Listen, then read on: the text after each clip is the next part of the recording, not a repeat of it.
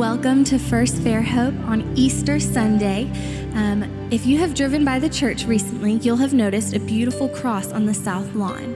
We all have been putting our own flowers there, and if you've not gone by to do that, I encourage that you do that this afternoon. Go by, take a family picture, place your flowers, and share that picture with us so that we can see you as well. If you are a guest, not members of the church, but for guests, text the word welcome to the number on the screen. We would love to connect with you and share some words of encouragement. Like the rest of the world, Easter Online is a new thing. So we are so glad that you have gathered. Even though we are scattered about, we have all come to worship the one living God. He is moving stones. He is conquering viruses. He is changing hearts. There is nothing that our God can't do. Matthew 28 says, "Now, after the Sabbath, toward the dawn of the first day of the week, Mary Magdalene and the other Mary went to see the tomb. And behold, there was a great earthquake, for an angel of the Lord descended from heaven and came and rolled back the stone and sat on it. His appearance was like lightning, and his clothing white as snow. And for fear of him, the guards trembled and became like dead men. But the angel said to the woman, 'Do not be afraid, for I know that you seek Jesus who was crucified. He is not here, for he has risen, as he said. Come and see the place where he lay. Then go quickly and tell his disciples that he has risen from the dead, and behold, he is going before you to Galilee. There you will see him.'" Amen. So let's see him together. Let's worship him in spirit and truth. And where you are, you can stand as Jesus stood and he rose from the dead. We stand, we celebrate, and we sing to our great King.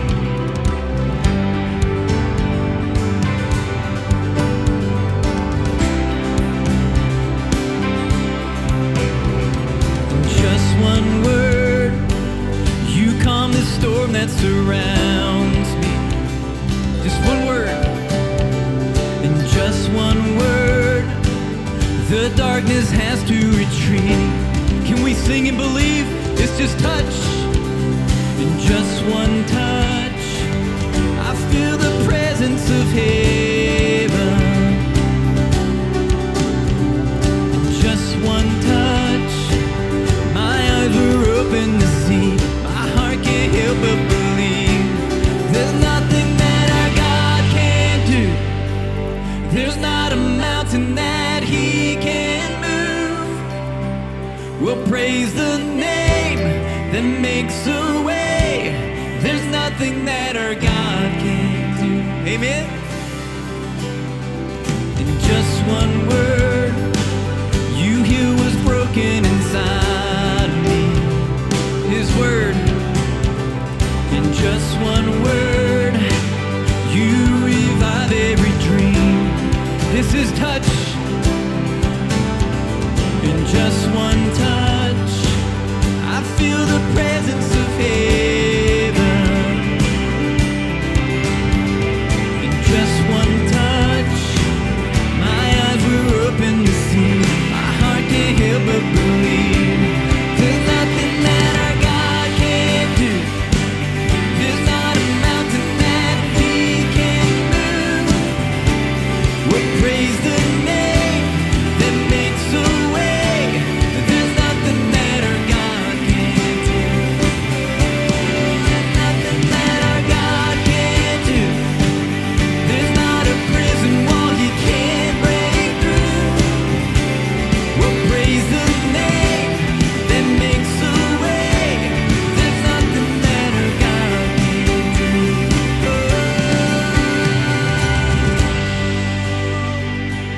Do we believe? Let's sing. Yes, we will. I will believe for greater things. There's no power like the power of Jesus. Let faith arise. Let all agree. There's no power like the power of Jesus. I will believe. Come on. For greater things. There's no power like the power of Jesus. Let faith arise.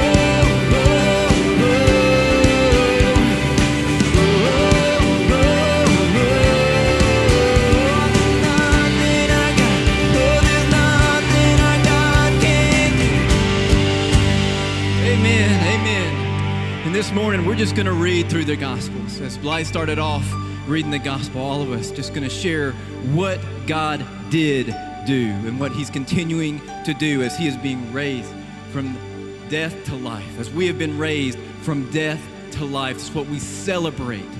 We celebrate it every day. So Lauren, just lead in God's word in the Gospel. In Mark 16, it says, when the Sabbath was over, Mary Magdalene, Mary the mother of James, and Salome bought spices so that they might go and anoint Jesus' body. Very early on the first day of the week, just after sunrise, they were on their way to the tomb. And they asked each other, who will roll the stone away from the entrance of the tomb? But when they looked up, they saw that the stone, which was very large, had been rolled away. As they entered the tomb, they saw a young man dressed in a white robe sitting on the right side, and they were alarmed. Don't be alarmed, he said. You're looking for Jesus the Nazarene, who was crucified. He has risen. He is not here. See the place where they laid him? Go. Tell his disciples and Peter, he is going ahead of you into Galilee. There you will see him, just as he told you. And amen. Let's continue to worship. Behold the Lamb.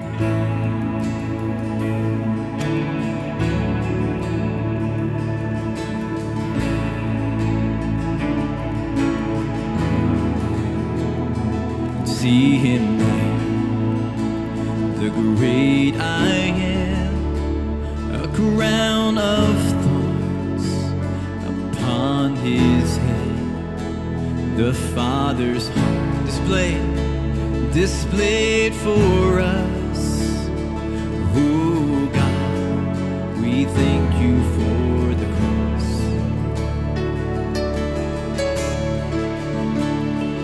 Lifted Calvary's hill, we cursed your name, and even still you bore our shame and paid the cost. Oh God, we thank you for the cross. Thank you, Jesus. We behold you, God, the Lamb. Behold.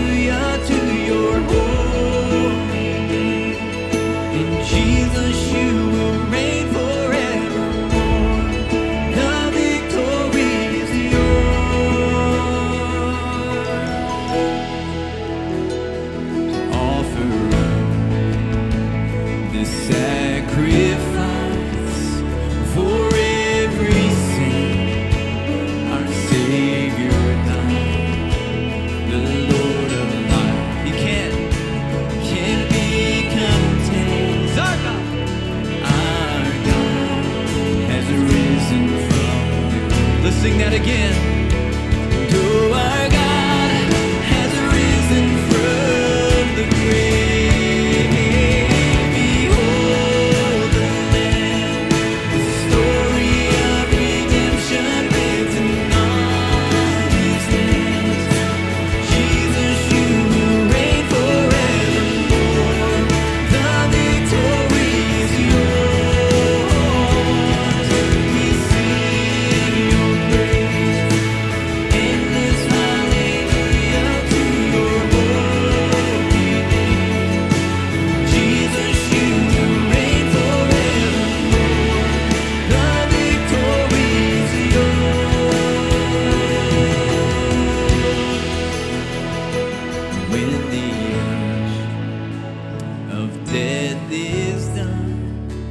we'll see your face, bright as the sun. We'll bow before the King of Kings. It's gonna happen. Oh God, forever we will see. God, we behold you, the Lamb. Behold the Lamb, the story of redemption written on his hands. Jesus, you will reign forever. Victory is yours. Behold, behold the Lamb. The story of redemption written on His hands. Jesus, you will reign forevermore. The victory is yours. We sing your praise. Endless hallelujah to your holy name. Jesus, you will reign forevermore. The victory is yours, and you reign forevermore. He reigns. Victory is yours, and you reign forevermore. The victory is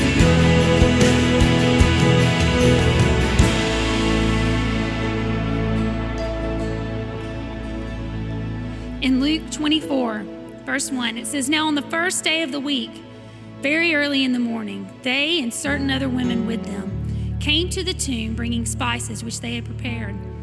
But they found the stone was rolled away from the tomb. Then they went in and did not find the body of the Lord Jesus. And when it happened, they were greatly perplexed about this. That behold, two men stood by them in shining garments.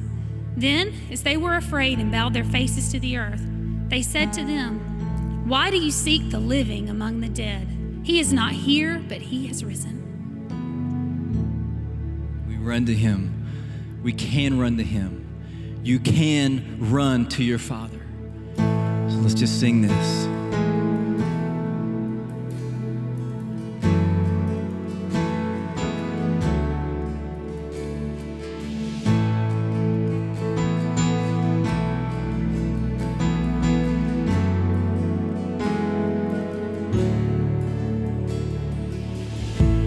I've carried a burden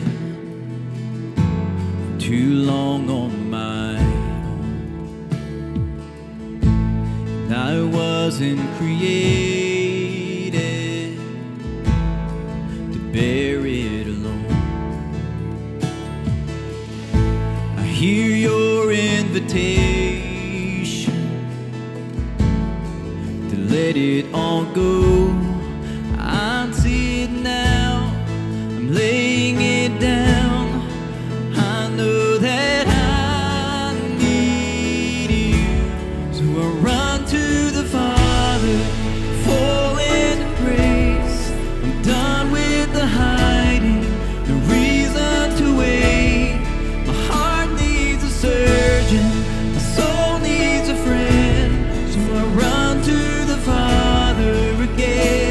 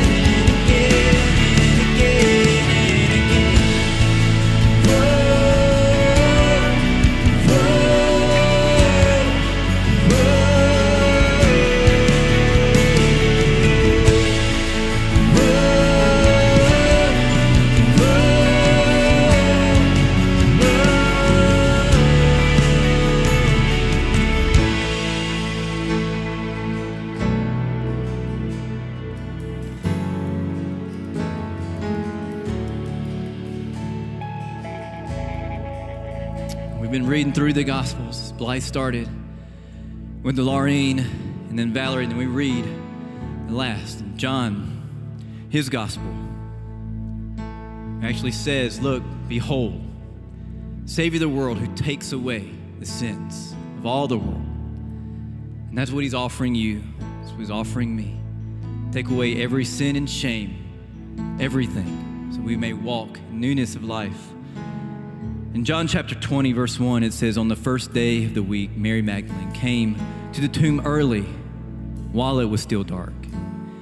And she saw that the stone had been removed from the tomb. So she ran to Simon Peter and to the other disciples, the one Jesus loved, and said to them, they have taken the Lord out of the tomb, and we don't know where they've put him. In verse 3, it says, at that, Peter and the other disciples went out, heading for the tomb. The two were running together, but the other disciple outran Peter and got to the tomb first. Stooping down, he saw the linen clothes lying there, yet he did not go in. And following him, Simon Peter came also. He entered the tomb, and he saw the linen clothes lying there. The wrappings that had been on his head was not laying, and the linen clothes but was folded up in a separate place by itself. The other disciple who had reached the tomb first then entered the tomb. He saw, and he believed. He believed. That's what he's offering to you, to me. We would come and see that the Lord is good, that we would run to the Father, that we would behold the Lamb of God, that we can see there's nothing he can't do. And we would see his face. We would trust him, we would reach out, grab his hands, and we would believe. And so, God, thank you. Thank you that you came for us. Thank you that you ran after us. Thank you for raising us from the dead and giving us your Spirit. So, God, may you just have your way in this place. May you have your way in these homes. And that those for the very first time would look to you in your word, they would see and they would believe. So God, thank you. Thank you for what you're going to do. Thank you for your very word that speaks truth in a very dark, dark world that's looking for it. May your light shine through your people for your glory. In Jesus' name, amen.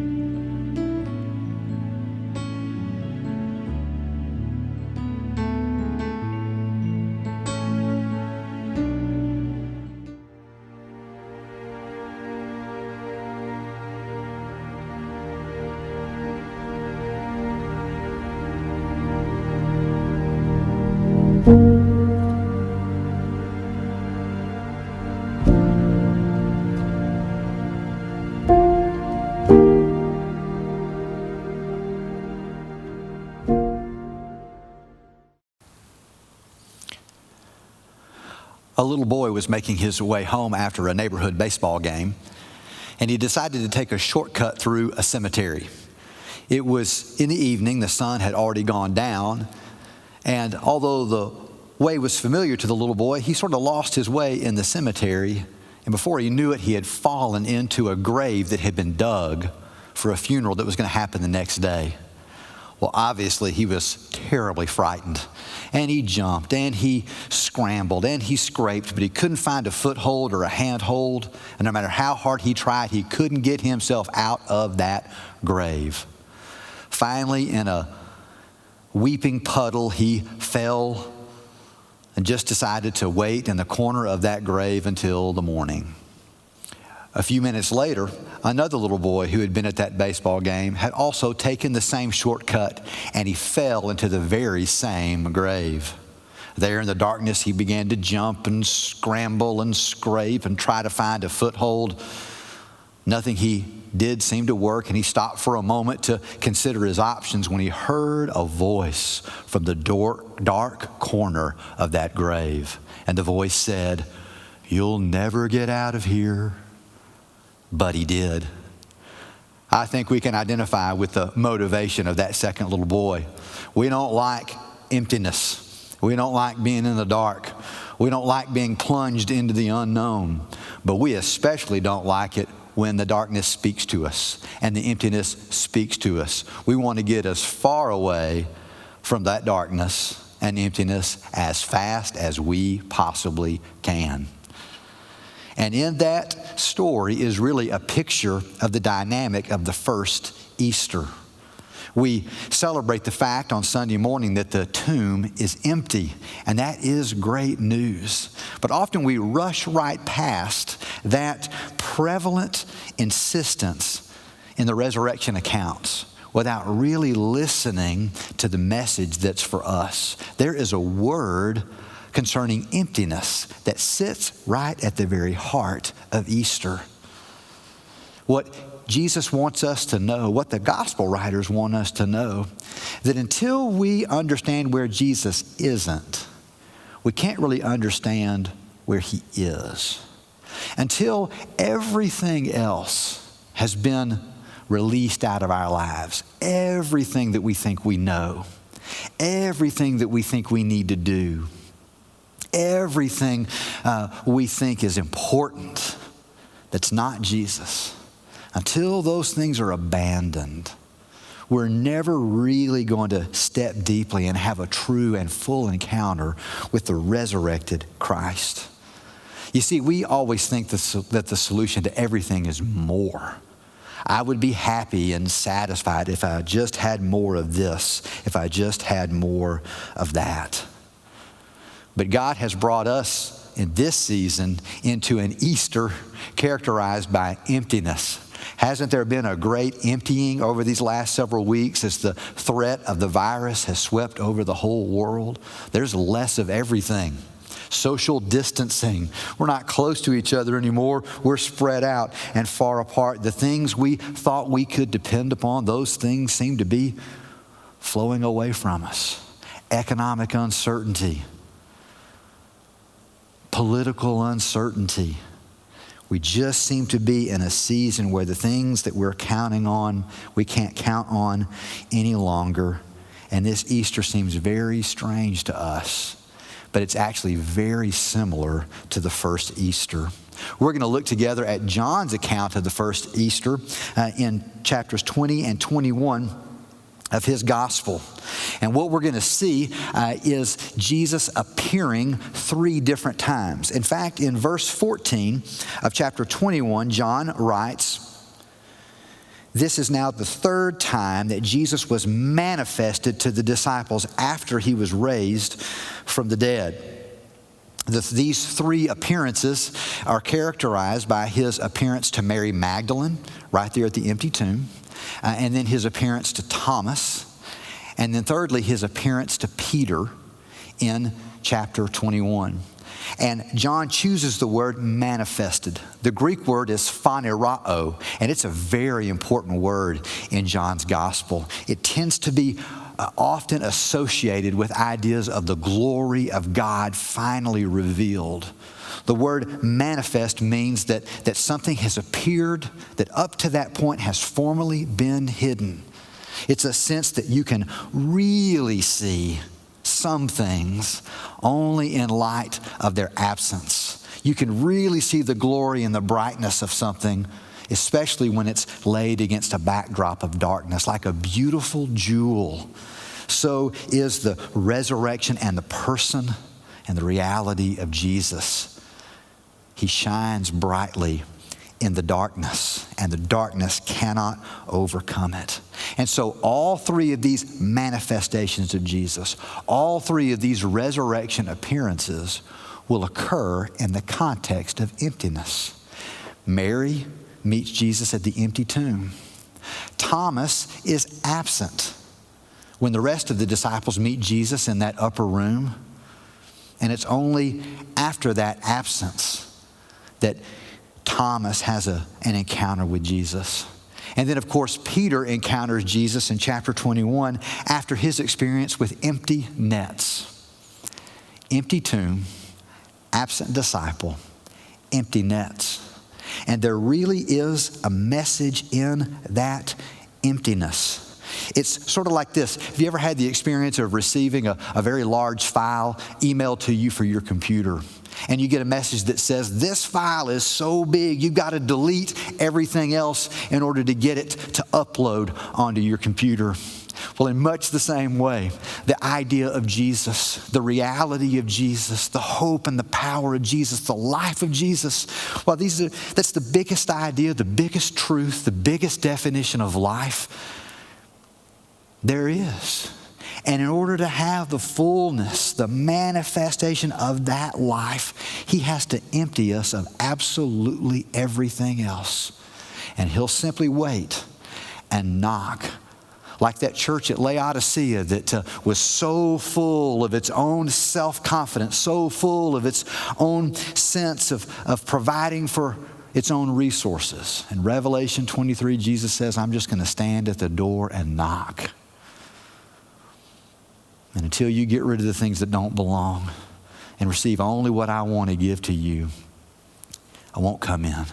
But if you'll empty yourself, I'll come in and fellowship with you.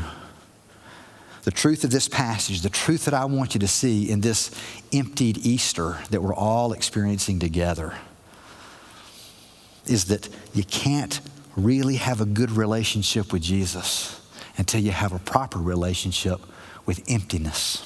You can't have a good relationship with Jesus until you have a proper relationship with emptiness. Again, our reaction when things get taken away from us, our reaction when we don't have what we think we have to have, is to panic and run and grasp and fight and yell and search. Jesus says, wait.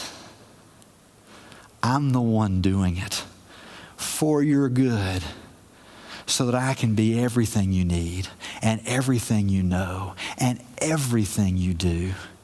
And that's where you'll find the true satisfaction for which you were created and redeemed.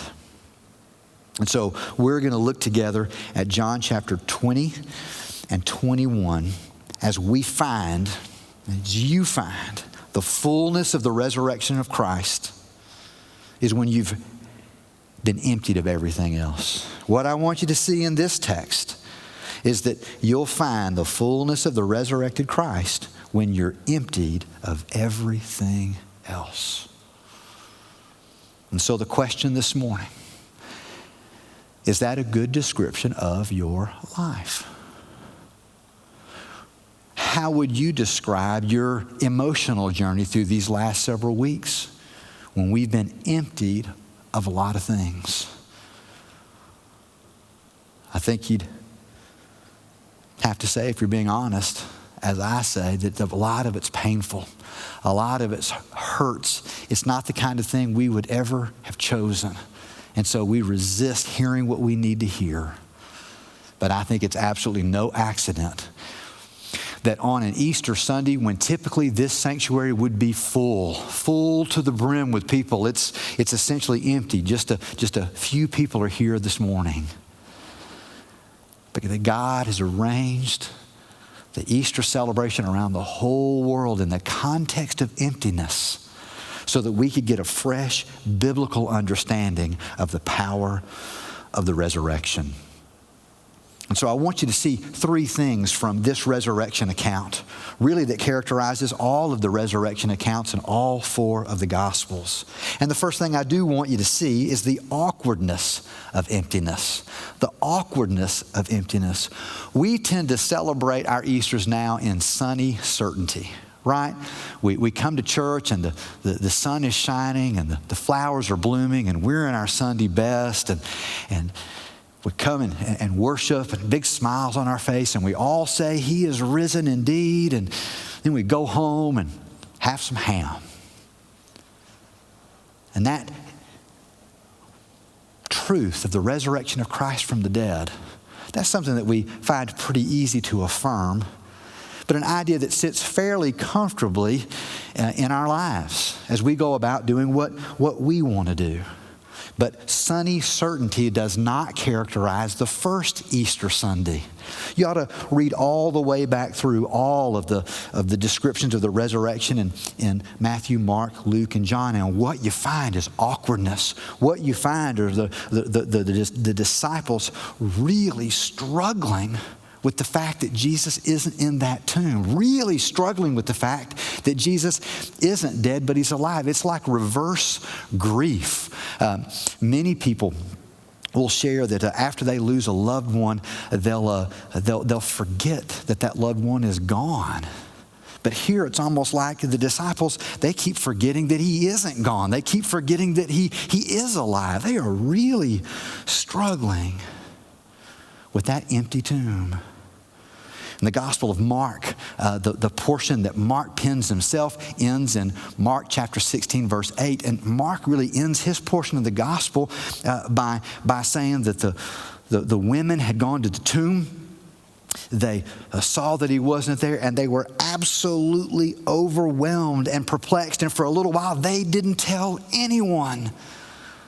It's a very strange way for Mark to conclude his portion of the gospel, but it's such a powerful picture of a fundamental Easter reality. And it's this: everything that comes next has to come on the other side of that declaration. He's not here. He's not here. You see, so much, I believe, of our contemporary Easter celebration in comfort and in certainty is because the Jesus that we're focusing on is a Jesus that's really been trimmed down. He's a Jesus that fits so nicely in what we're up to. He's sort of a bumper sticker Jesus or a dashboard bobblehead Jesus, but he's not the real biblical living, more than you could possibly imagine kind of Jesus who is on his way to bringing in God's kingdom and the new creation. He's a safe, hermetically sealed Jesus that we've got in a file cabinet somewhere. That's who Mary was looking for. The Jesus that was where he was supposed to be, in that grave, cool and compact and reliably located. But Jesus doesn't stay where we want to put him. And the Gospels announce that we have to deal with an emptying out of all of our expectations. And so from Mark's gospel into Matthew, it's the same thing. Right before the Great Commission, Matthew says that the disciples were seeing the resurrected Christ, and they worshiped him, but some doubted. Even when they were there watching Jesus and he's getting ready to commission them, some are still doubting. Of course, doubt and perplexity and not understanding and missing Jesus, not being able to see him, that characterizes Luke's gospel. In fact, when Mary and the women return from the tomb and report that the tomb is empty to the disciples, in Luke chapter 24, verse 9, the disciples' reaction is to say, it's nonsense. You don't know what you're talking about. Are you crazy? Have you lost your mind? And of course, the men on the road to Emmaus walk along with Jesus for a long time, not even recognizing who it is. And then we get to John's gospel. You talk about a lot of awkwardness. Mary thinks Jesus is the gardener. Thomas decides he's not going to believe Jesus unless it's under a certain set of circumstances. Peter has seen the resurrected Christ and still doesn't know what to do. And he just goes home, goes fishing and fishes all night. And what a picture of the futility of his life. Yes, Jesus is alive, but Peter's still just pulling up a whole lot of nothingness. Nets that are empty, a life that won't work. The awkwardness of John's resurrection accounts repeats again. They can't see Jesus. They don't recognize it. It's a constant mistaken identity. Jesus isn't where they expect him to be.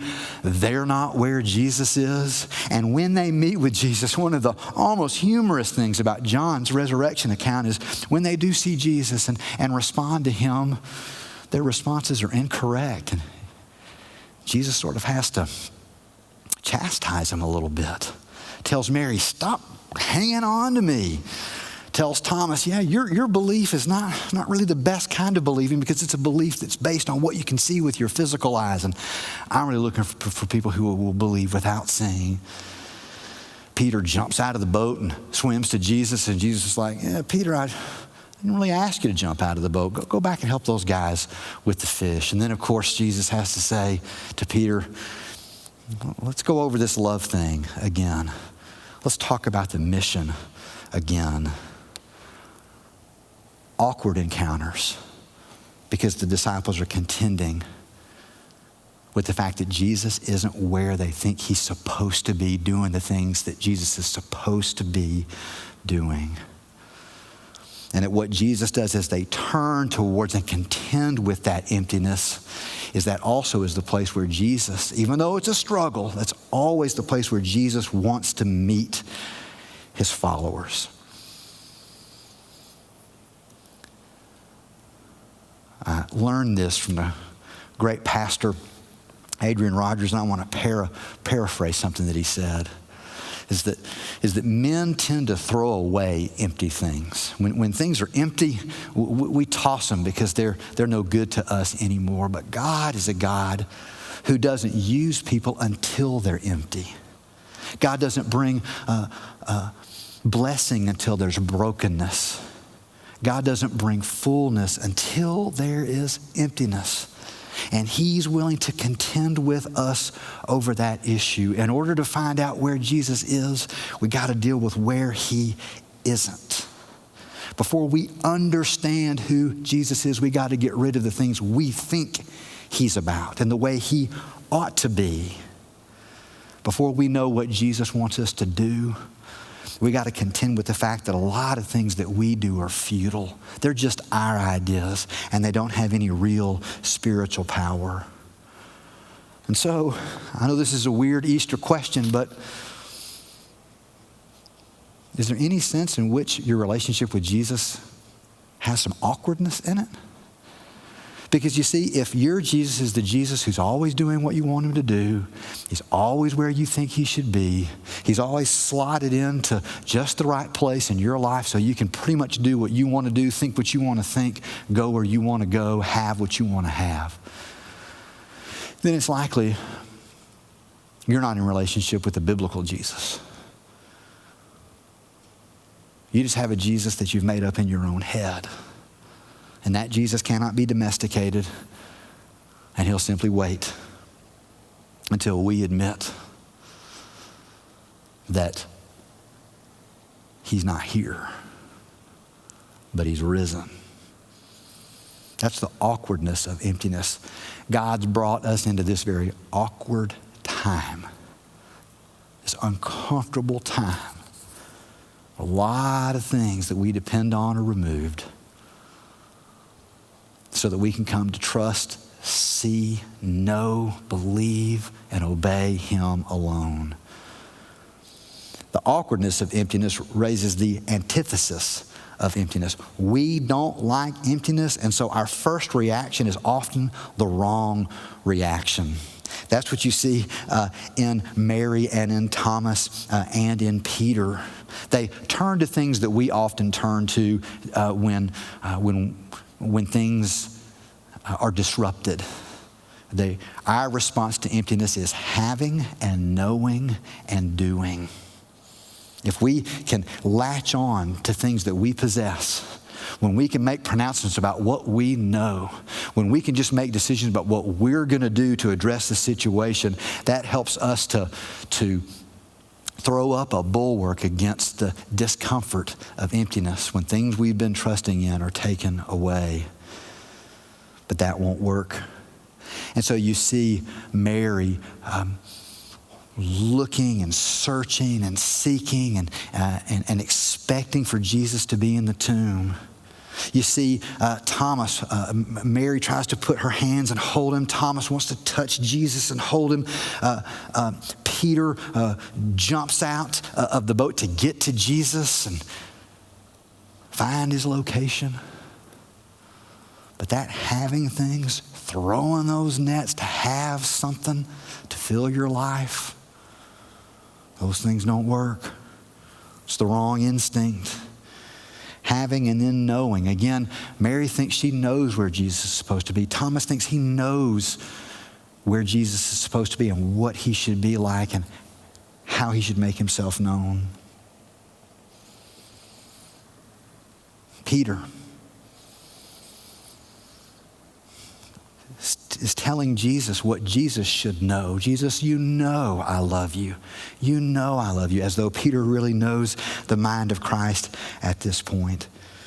And then doing, man, there's a whole lot of doing. There's a whole lot of running. There's a whole lot of activity. But it's futile. Throwing those nets, pulling up nothing. We don't like it when things are empty. And so we make the mistakes of trying to fill it with something other than Jesus. And when we do that, we can't see Jesus. We don't recognize him. We'll miss him and wind up with nothing. A story is told of a beautiful Victorian British morning that was pierced with the cries of a little toddler. In one of those great big manor houses, a little toddler had crawled into one of the rooms, was playing, and got his arm stuck in a very expensive vase. And the servants came and they started the process of trying to extract that little baby's arm from the predicament, but they rubbed butter and grease and water and tried different techniques, but they couldn't get the baby's arm out. And so the decision was made to smash this very expensive, priceless vase in order to set the child free. What they discovered is after the vase had been broken, the little child's hand had been clenched in a fist, and inside of his fist was a little worthless trinket that he had dropped inside the vase, tried to retrieve, and wouldn't let go. And so there's an exchange of the priceless for the worthless because of hanging on to the wrong things. And so Jesus calls us away from that. Jesus explodes those notions with his resurrected power, and he corrects us and turns us towards the truth of who he is. And so this Easter morning, when things are quite a bit more empty than usual, would you be willing to turn away from the things you typically depend on to say yes to Jesus? Because that's the answer of emptiness. That's the answer of emptiness.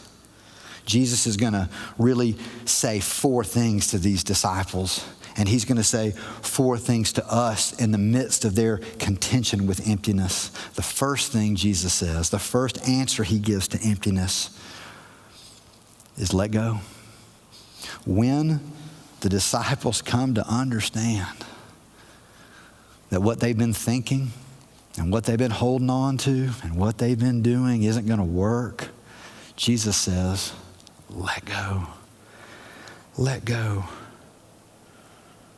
Let go of that wrong view. And this is often the hardest part. It takes discipline. It takes commitment. It takes a radical inworking of the power of Christ. In fact, in these encounters, John says that they happen on the first day of the week, on day 1, in the darkness. It's a picture of that creation in the very first moments in Genesis chapter 1, that God wants to do this new creation work, moving us out of the past and into this new thing that he wants to do for us. And so we've got to let go. We've got to let go. The Apostle Paul really pictures this in the book of Philippians chapter 3. He speaks of a time in his life when he thought he had it all figured out. Thought he had it all. But then he met Christ. He was wrecked by the Lord Jesus Christ. And everything that he was holding on to, everything that he thought he knew, he came to recognize was rubbish and worthless in light of the surpassing value of knowing Jesus Christ as his Lord. And so he let everything else go. And so the first thing Jesus says is, let go. Don't try to hang on to things. Don't try to go back to the way things used to be. That'll never satisfy. but turn towards something new. Let go, and then listen. Listen. In each of these stories, there's a real listening. Jesus seems to be speaking from the corner of the room, or he's speaking from behind Mary, or he's speaking from off to the side on the shore where the disciples are out on the boat. In John chapter 10, verse 3, Jesus says, my sheep know my voice, and I call them by name. When Jesus calls Mary by name, he says to her, Mary. Then she recognizes that it's Jesus in verse 16 and calls him my teacher and really my master. And so listen. Thomas has his questions, and he's making his demands in a room where Jesus isn't, and all of a sudden Jesus begins to speak. And he says, yeah, Thomas, let me meet you. But really, I want to call you to a deeper kind of trusting and listening to me. Thomas, I want you to get to the place and to what I want for all of my followers, in which this is really the truth of your life with me. Verse 29, Jesus said to him, because you have seen me, you've believed. Blessed are they who do not see, and yet they believe. Believe before you know. Because you've learned to just listen. Wait for that voice to call to you, the voice that knows your name. I really think one of the great opportunities in this season, when things are getting more still, when your life has more room in it, that you'll learn this very incredible discipline of waiting on the Lord, of getting very still, very quiet. Jesus will speak to you. He'll connect with you. He'll call in your spirit. He knows your name, and he wants to talk to you. But the noise and the clutter has got to be eliminated for him to do that. So let go and then listen. It may take a while, but he'll speak to you. Let go, listen, and then look. Look to Jesus. In verse 22 of chapter 20, Jesus breathes on them and they're filled with the Holy Spirit. And they're brought to a place of deeper understanding of who he is. We learn in the book of Luke that Jesus himself opens the minds of the disciples so they can understand the scriptures. When they see Jesus and they recognize that he's the key to everything, then they can know what they need to know. And so look to Jesus. And see him, and fix your eyes on him. In John 21, the disciples, when they hear Jesus' voice, then they know it's him. And Jesus will say to Peter, in his encounter with Peter, do you love me? That's the crucial question. Do you love me more than anything else? And then if you do, what Jesus says in verses 18, or verses 19 and 20 of chapter 21 is Jesus says to Peter, if you love me, then just follow me. Just follow me. And that leads to the fourth thing that Jesus wants to say. We're to let go. We're to listen. We're to look. And then we're to leave. Jesus is on the move. Jesus lets his disciples know in the upper room discourse in John, now look, I'm ascending to my Father. He says to Mary Magdalene, don't grab onto me and try to hold onto me because I'm a God who is on the move. I'm ascending to my Father. That's where you want me to be. Not safely where you can see me, but you want me to be at the right hand of the Father, doing my kingdom work and interceding for you. And so now your job, Mary, verse 17 of chapter 20, is you go and tell. You go and make these things known. Jesus says to the disciples when he meets them in that upper room, in verse 21, Jesus says, peace be with you. As the Father has sent me, I also send you. If you really come to find the fullness of Jesus Christ and listen to his voice when his will is all your heart's desire, when all you want to do is what he wants you to do, then you'll find him sending you. The Lord says to Peter in chapter 21, verses 15 and following, if you love me, you'll feed my sheep. if you really love me, you'll enter into a ministry in my name. And then verses 18 and 19 of 21, Jesus says to Peter, right now you've been going and doing what you want to do, but a day is going to come when you're going to be bound and you're going to be led somewhere where you don't want to go. This was indicating the kind of death Peter would die. A life on mission, a life of sacrificial love, a life of being more interested in the will of the Father than in your own will. What a picture, again, of our efforts in this story concerning Peter. Throwing our nets in our own wisdom, bringing up nothing.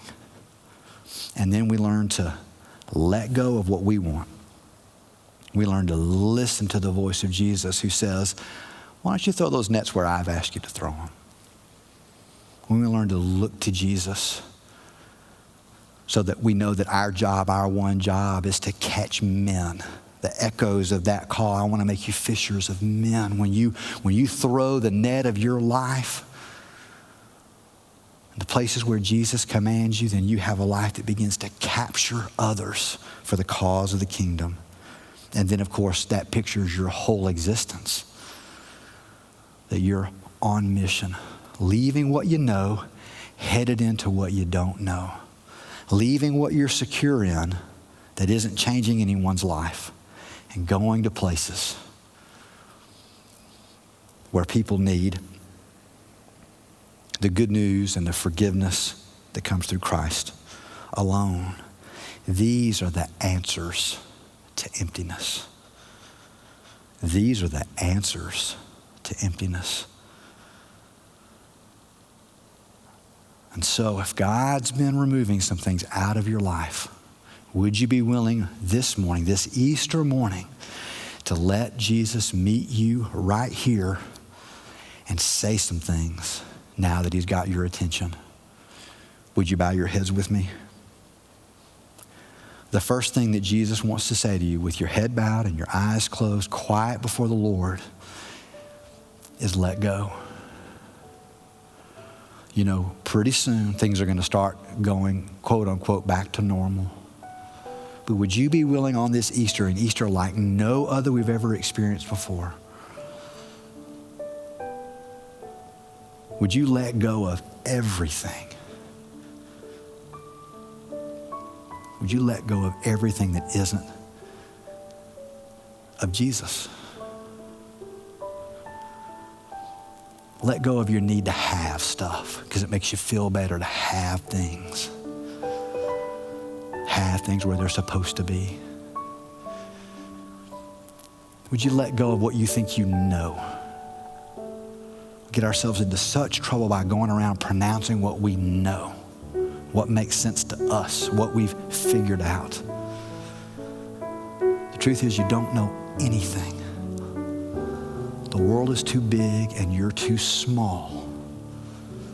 And so the correct declaration is, I don't know. I don't have what I need. And then finally, I don't know what to do on my own. I'm tired of throwing my net, pulling up nothing. And that's because I'm operating, trying to fill my own life with something other than Jesus. Lord, this morning I let go. Lord, I want to listen. You've gotten things quiet and still so that I can listen. I want to know your voice. And moving forward into what's next, I only want to know and have and do things at your command. I'm not going to do anything. I'm not going to be in any activity. I'm not going to fill my life with anything before I've heard your voice. And then look, how do I do that, Jesus? I look to you. This time period has taught me that I've looked to a lot of other things besides you, but I want to be filled with your Spirit. I want to love you more than anything else. And I want what's next to flow out of the fact that I want to be where you are. And I don't want to be where you're not. And then finally, Jesus, I want to leave and go where you want me to go. That to know you and to love you and to let go of everything else is to go with you into a world that's hungry and empty and in need of the filling and the nourishment that comes from Christ alone. I don't want to go where I want to go. I want to go where you want me to go, even if it costs me everything. I want to settle the question this morning. What if I lost everything else? Would Jesus still be enough? And Lord, I want the answer to be yes. Lord Jesus, I trust you. I turn away from everything else. And I want to find your living, powerful life on this resurrection morning. If that was your prayer, if that's your heart's desire, we'd love it if you would share that with us. Just take some time to grab the number that's on the screen and just text us if you made a decision, if you've trusted Christ as your Savior, if you found the living Jesus this morning. We'd love to follow up with you and share more with you about all that it means to walk with Christ, to follow Him. If you'd just like to know more about our ministry, we'd love to share those things with you. And of course, if you have any need during this time, if you're struggling, if you're frightened, if you're overwhelmed with care, if you have some physical needs, please let us know and let us be the hands and feet of Jesus. We would love nothing better on this Easter than to serve you in that way. I am praying for you, and I believe as we're being emptied out, our world, our nation, and even in experiencing a season of emptiness in the church, that God has great things in store as we put our attention on Him. You have a blessed and wonderful Easter. He is risen indeed. Thank you for joining us for worship today. As we get ready to close our service, I just want to take a moment to praise God for you and for your gracious and faithful giving over these past few weeks. In fact, this past week, we had our best giving week of the year, all at a time when there's so much economic uncertainty going on around us. It really just says a lot about you and your devotion to God and your love for our church and your desire to keep us financially strong and healthy during this difficult time. Well, in addition to giving, I just want to make you also aware that this is the time of year that we normally support our North American missionaries by giving to our Annie Armstrong Easter offering. In addition to giving to this offering, I just want to encourage you to pray for them as well. We've learned that a number of our North American missionaries in the Northeast have been stricken with the coronavirus as they continue to seek to serve their people there in those areas. So you can give to this special offering by going online, and you can choose the Annie Armstrong Easter Offering Fund. And I just want to encourage you to do that as you do your normal giving as well. Finally, just watch this video. That it will give you a clear understanding of what it's all about, why we give to support missions, and it really is all about the gospel. Sometimes people ask why. Why do we do this? When we came up here, I didn't feel capable because I was scared. Why do we take our families away from places that are familiar and move to places that are far off? My wife was 9 months pregnant, and we did not know one person who lived in the city. Why do we come to where there's nothing so we can try and start something? The Lord really He broke my heart for this city before I stepped off the plane. Why do we stress and strain and struggle and sweat just to make life better for someone else? There's so many people that are broken, that are lost, and it's heartbreaking. Yes, sometimes people ask why, and when they do, we tell them. There's places where the truth hasn't yet reached. We need to share the gospel and reach out our community. We tell them there's a God who loves them so much, He sent us. God spoke to us, broke our hearts for the city, and God's call trumps all. And we tell them There are people who love them so much. They give so that we can go. When people give to missions, things happen. New believers are getting baptized. New churches are started. So when people ask why, that's what we tell them. We tell them it's the gospel. It's all about the gospel.